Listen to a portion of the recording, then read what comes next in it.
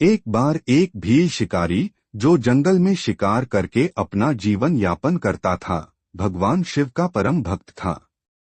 लेकिन उसे पारंपरिक पूजा पद्धतियों का ज्ञान नहीं था। वह रोज शिकार के लिए जाते समय रास्ते में एक शिवलिंग के दर्शन करता और अपनी अनोखी श्रद्धा से उसकी पूजा करता था।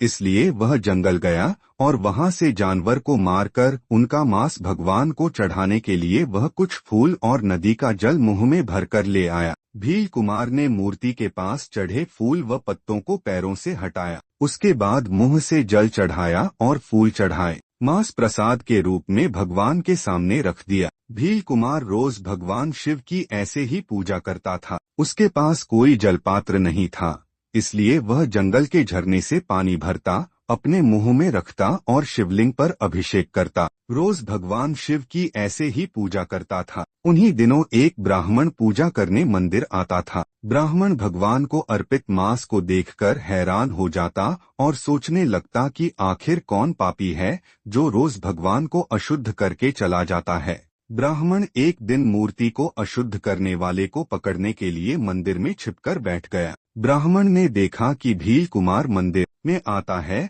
और रोज की तरह ही पैरों से भगवान पर चढ़े फूलों को हटाता है।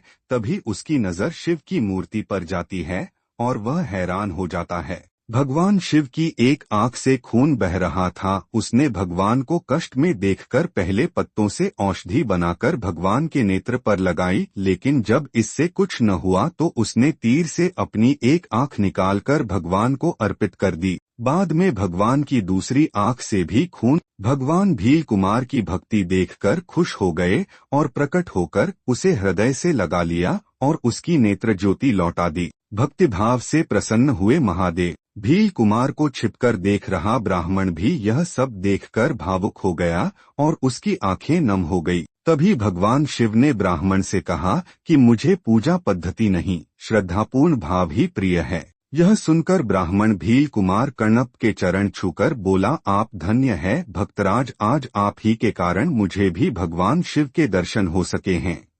यह कथा भगवान शिव के अनन्य भक्त भील शिकारी की है, जो अपनी सच्ची भक्ति के कारण महादेव के प्रिय बन गया।